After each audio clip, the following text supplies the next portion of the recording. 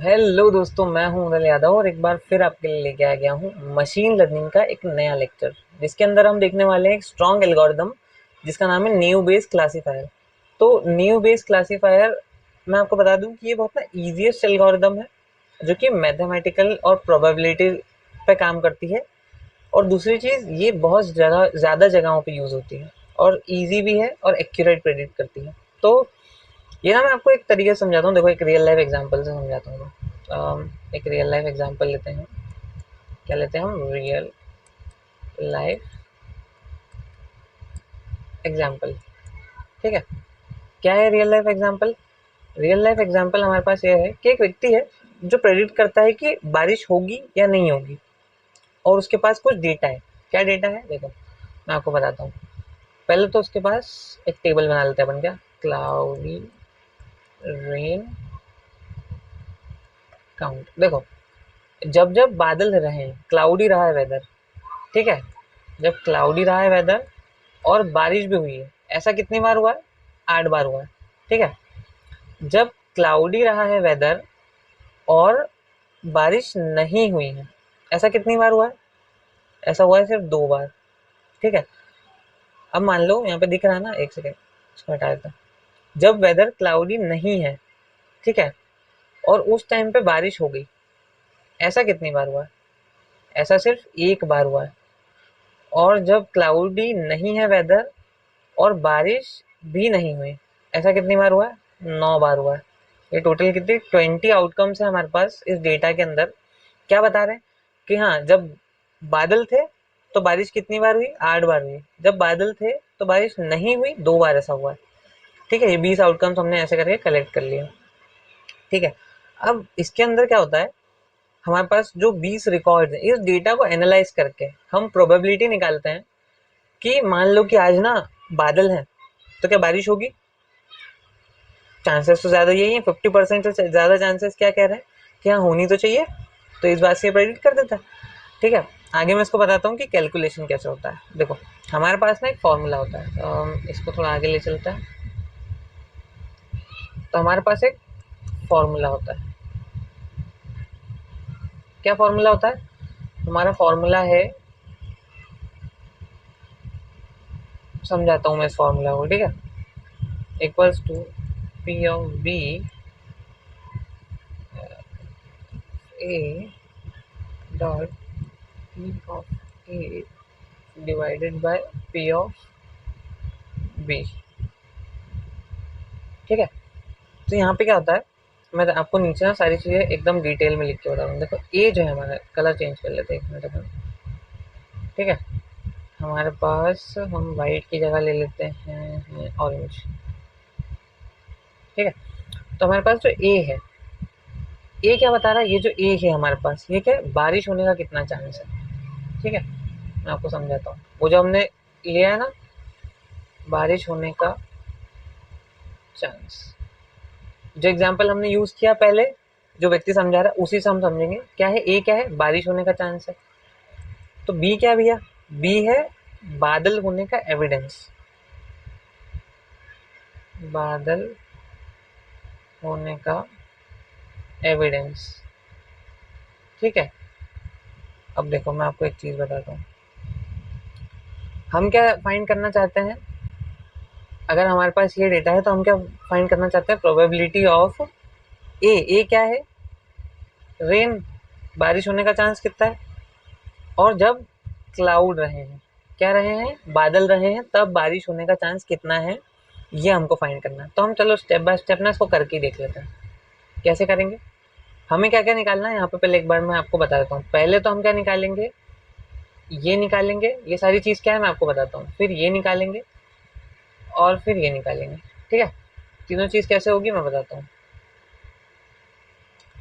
मान लो पहले हमको निकालना है P of A. P of A निकालेंगे हम। क्या? ये प्रोबेबिलिटी ऑफ रेन। ठीक है। क्या है? P of rain. मैं सीधा सीधा लिखता हूँ ताकि आपको समझ में आएगा। ठीक है। हमारे पास एक डेटा दिया हुआ था, तो पी ऑफ रेन कैसे निकलेगा? टोटल बारिश वाले केसेस। क्या चीज़? टोटल बारिश वाले केसेस। एक सेकेंड। बारिश वाले केसेस, कि कितनी बार बारिश हुई है, और उसको किससे डिवाइड करेंगे हम, टोटल केसेस कितने हैं। तो बारिश वाले केसेस कितने थे, एक मिनट में दिखा देता हूँ आपको। हमारे पास 8 बार बारिश हुई है यहाँ पर, 2 बार नहीं हुई है, फिर 1 बार हुई है, और फिर 9 बार नहीं हुई, मतलब कि 8 और 1 9 बार। टोटल बारिश कितनी बार हुई है, 9 बार हुई है, और टोटल कितना है 20। यहाँ पे हमारे पास क्या आ जाएगा, 9/, यहाँ पे हमारे पास क्या आ जाएगा, 9/20। ये हमारे पास क्या निकल गया, पी ऑफ ए निकल गया। मैं इसको एक बार ऐसा भी लिख देता हूँ, क्या निकल गया हमारे पास, पी ऑफ ए। देन हम क्या निकालेंगे, पी ऑफ, हम पी ऑफ, पहले तो हम ये निकालेंगे पी ऑफ बी बाय ए, ठीक है, और फिर पी ऑफ बी निकाल लेंगे। ये कैसे निकलेगा, यहाँ क्या हो रहा है, इसका क्या मतलब है, बी का मतलब है कि बादल होने के कितने चांस है, ठीक है, क्लाउड होने का एविडेंस। तो मैं लिख देता हूँ बादल होने के चांस, बादल होने के कितने चांस है, ठीक है। उसके बाद क्या आएगा, जब बारिश हुई है, उन्होंने क्या बोला, बादल होने के चांस जब बारिश हुई है, जब बारिश हुई हो, ठीक है। तो ये कितना आ जाएगा अपने पास, बादल होने के चांस हमारे पास कितने हैं, 8 बार बादल थे, एक सेकंड, जब बारिश हुई हो तब, ठीक है। बारिश कितनी बार हुई है, एक मिनट में आपको बता देता हूँ। अभी हमने क्या निकाला यहाँ पे, टोटल हमारे पास बारिश कितनी बार हुई है, 9 बार हुई है। तो यहाँ पे तो आ जाएगा, डिनोमिनेटर में तो आएगा 9, ठीक है।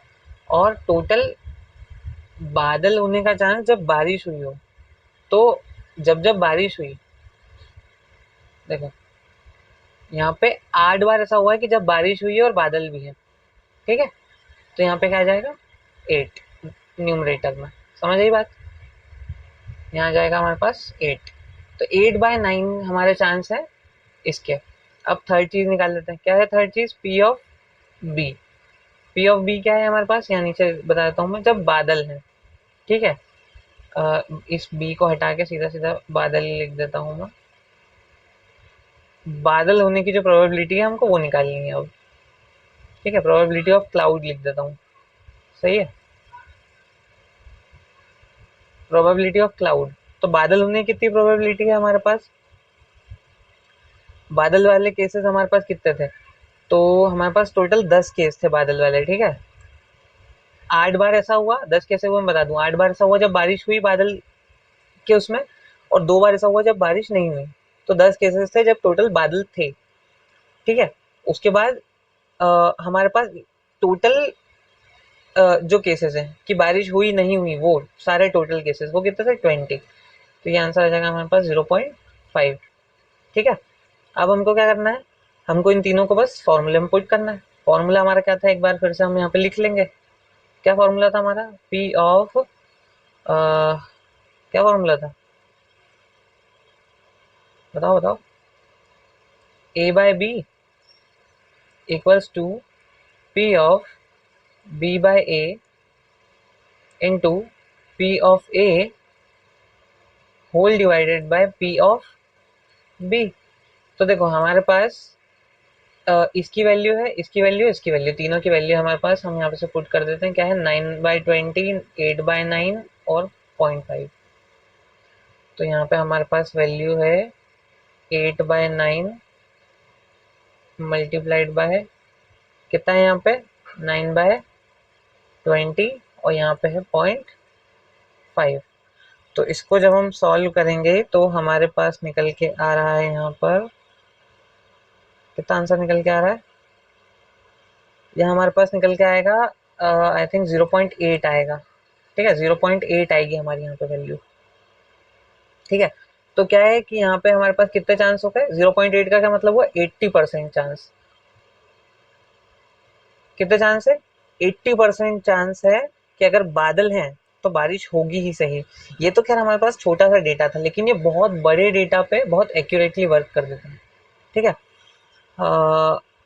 तो न्यू बेस का नाम न्यू बेस इसलिए है क्योंकि ये बहुत ही सिंप्लीफाइंग एल्गोरिदम है, और बहुत ही ज़्यादा, मतलब ये ना इंडिपेंडेंट होती है। इसके अंदर ना कोई भी फैक्टर दूसरी चीज़ पे डिपेंड नहीं कर रहा होता है, ठीक है। जैसे हम टेक्स्ट क्लासिफिकेशन में हम बात करें, तो हमारी जो ग्रामर होती है वो किसी भी चीज़ पे इंडिपेंडेंट रहती है, कि वहाँ पे कोई भी वर्ड आ सकता है। मतलब मैं यहाँ पे बोलूँ कि आई लाइक टू प्ले, और आगे मैंने लिख दिया, देखो जैसे मैं बताता हूँ यहाँ पे बताता हूँ दूसरा कलर से। मैंने यहाँ बोला कि आई लाइक टू प्ले। अब यहाँ पे इंडिपेंडेंट है ना, यहाँ पे मैं कुछ भी लिख सकता हूँ, हर बच्चे के लिए वो अलग रहेगा। क्रिकेट हो सकता है, किसी के लिए यहाँ पे फुटबॉल हो सकता है, किसी के लिए यहाँ पे हॉकी हो सकता है, कोई भी चीज़ आ सकती है ना। तो इस तरीके से वो इस तरीके से काम करती है, और मेनली ये वैसे यूज भी होती है उसके अंदर प्रेडिक्शन में, जहाँ पर हम वर्ड्स वगैरह प्रेडिक्ट कर रहे होते हैं। ठीक है, उसके बाद ये कहाँ इसके एप्लीकेशन क्या है वो बता देता हूँ मैं आपको। एप्लीकेशन इसके आपको पता होने चाहिए, क्योंकि कभी आपसे पूछ लिया जाए। एप्लीकेशन ऑफ, सही लिखा ना मैंने, न्यू बेस। एक्चुअली यहाँ ए आएगा, न्यू बेस, बस इतना लिख देता हूँ। ठीक है, तो पहला क्या है, स्पैम। स्पैम डिटेक्शन के लिए होता है। स्पैम डिटेक्शन में क्या काम करता है, ये प्रोबेबिलिटी बताता है कि भाई ये वाला जो ये जो सेंटेंसेस है ना, ये स्पैम वाले ईमेल्स के अंदर या स्पैम वाले मैसेजेस के अंदर बहुत ज़्यादा बार यूज़ होते हैं, तो ऐसे डिटेक्ट कर सकता है ये। दूसरा हमारे पास इसका क्या यूज़ है, सेंटिमेंट एनालिसिस। सेंटिमेंट एनालिसिस में कैसे यूज़ होता है, सेंटिमेंट एनालिसिस में ऐसे यूज़ होता है कि मान लो कि ना मैंने एक सेंटेंस लिखा, उस सेंटेंस में ना मैंने कहीं पर यूज़ किया है गुड।